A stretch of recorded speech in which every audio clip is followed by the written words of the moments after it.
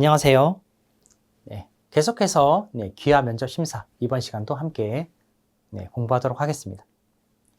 자, 이번 시간에는 이제 17강이죠. 아직 제도와 생활 계속하고 있습니다. 한국의 복지, 그리고 의료에 대해서 알아볼 텐데요. 이 복지라는 건 모두가 함께 다 잘 살기 위해서 하는 서비스가 되겠죠. 그리고 의료는 이제 병원과 관련된 것들을 말합니다. 한국의 복지와 의료에 대해서 알아보도록 하겠습니다. 자, 첫 번째로는 이제 복지입니다. 여기 책에는 이제 표로 나와 있는데 이 표의 내용도 여러분 잘 보셔야 됩니다. 먼저 이제 유형이 두 가지입니다. 사회보험이 있고 뒤에 또 있는데 하나씩 볼게요. 먼저 사회보험부터 보겠습니다. 이 사회보험이 뭐냐면 이 국민에게 발생한 사회적 위험을 이제 보험 방식에 의하여 대처함으로써 국민의 건강과 소득을 보장하는 제도를 사회보험이라고 부릅니다. 이 사회보험에는 여러 가지가 있는데 여기 보시면 네 가지가 있죠. 건강보험과 고용보험, 그리고 국민연금, 그 산업재해 보상보험이 있습니다. 건강보험 같은 경우는 아플 때 의료비를 지원해 주는 게 건강보험이고, 고용보험은 말 그대로 이제 일할 때죠. 회사에서 해고를 당했을 때, 일을 잘 하다가 회사에서 해고를 당했을 때 일정 기간 동안 금전적인 지원을 해줍니다. 일을 이제 더 구해야 되는데 돈이 필요하겠죠. 그때 이제 지원을 해줍니다. 그리고 국민연금은 나이가 많아서 이제 일을 못하게 됐을 때, 이때 돈을 벌기 어려울 때 연금을 지급해주는 것을 국민연금이라고 부릅니다. 다음은 이제 마지막으로 산업재해 보상보험이 있는데 보통 이제 한국 사람들이 이제 산재라고 부르죠. 산재. 산재라고 부르는 산업재해 보상보험입니다. 회사에서 일을 하다가 다쳤을 때 사고로 다친 겁니다. 그러니까 자기 뭐가 한 것도 있지만 사고로 다치게 됐을 때 이제 보상을 해주는 것을 이제 산업재해 보상보험이라고 부릅니다. 이거 내용도 여러분 다 알고 계셔야 됩니다. 자, 다음은 이제 공공부조라는 것이 있는데 여러분, 공공부조는 여기도 있지만 생활이 어려운 사람들을 도와주는 겁니다. 그래서 이런 사람들이 기본적인 생활 수준을 보장해주기 위해서 국가나 지방단체가 지원하는 것을 공공부조라고 부릅니다. 자, 여기도 이제 여러 가지 있죠. 국민기초생활보장제도가 있습니다. 소득이 최저생계비보다 적은 사람들은 이제 저소득층이라고 해서 생활비를 지원받게 됩니다. 그리고 의료급여 제도가 있는데 이 의료급여 제도는 이것도 이제 똑같죠. 소득이 최저생계비보다 적은 사람들의 의료비를 지원해 주는 겁니다. 소득이 적어서 살기 힘들지만 이렇게 나라에서 이제 지원을 해주는 거죠. 그리고 기초연금 제도도 있는데 65세 이상의 전체 노인 가구 중 여기도 있죠. 소득 인정액이 선정 기준액 이하인 노인들에게 매달 일정액의 연금을 지급하는 제도를 이제 기초연금 제도라고 부릅니다. 다음은 이제 사회복지 서비스가 있는데 이건 이제 도움이 필요한 이제 모든 국민을 대상으로 상담, 재활, 직업 소개, 그리고 지도, 그리고 사회복지시설 이용 등을 제공하는 게 사회복지 서비스가 됩니다. 여러분들이 알고 있는 게 사회복지 제도 두 가지는 꼭 알고 계셔야 됩니다. 여러분들. 이 내용도. 자, 다음은 이제 복지와 관련된 여러 가지 용어들, 그 표현들이죠. 용어들, 단어들이 있는데 최저임금제는 말 그대로 근로자들의 생활 안정을 위해서 만든 겁니다. 그러니까 가장 최저, 그 회사에서 지급해야 하는 가장 낮은 수준의 돈을 말하는데 이걸 법으로 정해서 사용자에게 그 이상의 임금을 지급하도록 하는 제도를 최저임금제라고 합니다. 실업급여는 아까 여러분 봤었죠?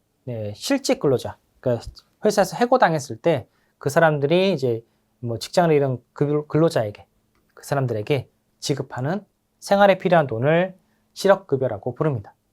그 사회보장제도는 아까도 했지만 이제 생활에서 좀 어려운 일에 당했을 때, 이때 어려운 일이 당했을 때 삶의 질을 향상을 위해서 공공의 재원, 그러니까 나라의 돈으로 그 최저 생활을 보장해주는 그런 제도를 사회보장제도라고 부릅니다.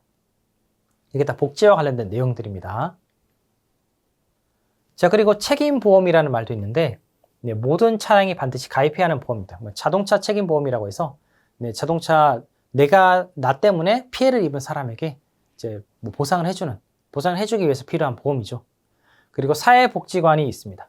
이 지역 주민들의 복지 증진, 어린이, 청소년, 뭐 노인들까지 모든 이들을 이제 복지 서비스를 모든 이들에게 복지 서비스를 제공하기 위해서 설립된 시설이에요. 그리고 고용복지 플러스 센터가 있습니다. 이 플러스 센터라고 붙으면 여러 가지 업무를 함께하는 곳이라고 보시면 됩니다. 여기도 보시면 이제 여러 서비스를 한 곳에서 제공하는 기관이죠. 플러스 센터라고 합니다. 그리고 근로복지공단이 있습니다. 근로복지공단은 근로자의 업무상의 재해, 일하다가 다쳤을 때의 보상과 복지 증진을 위한 사업 추진을 위해서 설립한 기관을 근로복지공단이라고 합니다. 자, 다음은 이제 의료에 관련된 내용인데요. 여러분들, 진료과 종류입니다. 진료를 하는 과들이 있죠.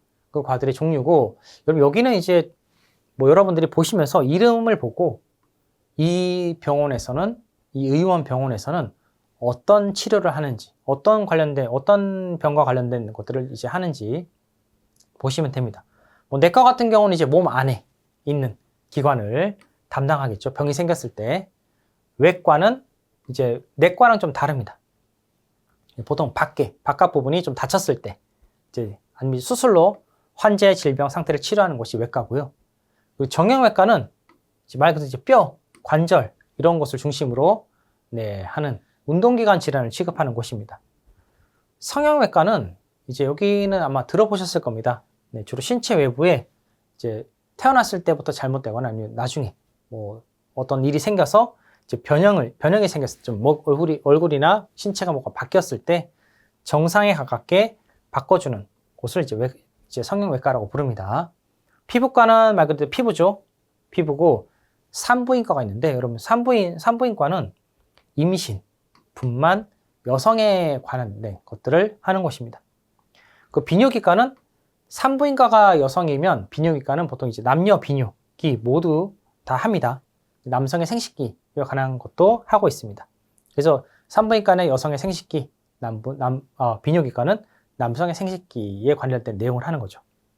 그 소아 청소년 있죠? 말 그대로 소아, 어린 아이들부터 해서 청소년까지의 아이들, 환자를 이제 치료해주는, 보통 이제 내과 치료를 많이 합니다. 이런 곳이 이제 소아 청소년과가 됩니다.